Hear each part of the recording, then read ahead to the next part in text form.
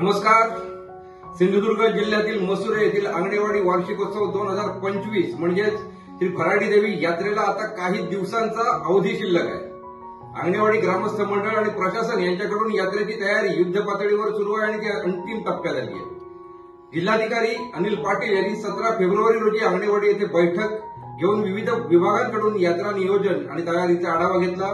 यावेळी जिल्हाधिकारी अनिल पाटील यांच्या समवेत प्रांताधिकारी ऐश्वर्या काळुसे, मालवण तहसीलदार वर्षा झालटे, पोलीस अधिकारी ऋषिकेश रावले, विनय काळे, डीवायएसपी घनश्याम आडाव, अंगणेवाडी विकास मंडळाचे अध्यक्ष सतीश तथा छोटू अंगणे, सचिव काका अंगणे, बाबू अंगणे, मालवण पोलीस निरीक्षक प्रवीण कोल्हे, सार्वजनिक बांधकाम विभागाचे अभियंता अजित पाटील यांच्यासह एसटी विभाग, नगरपालिका विभाग, बीएसएनएल, पाणी पुरवठा, विविध शासकीय विभागाचे अधिकारी, कर्मचारी, ग्रामस्थ उपस्थित होते.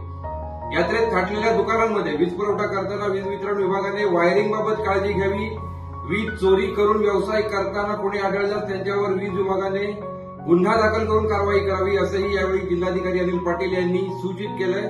आणि अंगणेवाडीकडे येणाऱ्या रस्त्यांची साईडपट्टी सुधारून घ्यावी. या रस्त्यांच्या लगत वाहतुकीला अडथळा ठरणारी झाडं आणि फांद्या तोडून घ्याव्यात, अशा सूचना जिल्हाधिकाऱ्यांनी सार्वजनिक बांधकाम विभागाला यावेळी दिल्या. पाणी पुरवठा विभागाने यात्रेत पुरवठा करण्यात येणाऱ्या जलस्रोताची पाण्याची पुन्हा एकदा तपासणी करावी. बीएसएनएल व जिओ कंपनीने अंगणेवाडीत मोबाईल नेटवर्क उपलब्ध करण्यासाठी कायमस्वरूपी व्यवस्था करावी. तसेच आरोग्य विभागाने यात्रेत विविध ठिकाणी प्रथमोपचार किट घेऊन असलेले वैद्यकीय कर्मचारी तैनात ठेवावेत, असंही जिल्हाधिकारी यांनी संबंधित अधिकाऱ्यांना सांगितलंय.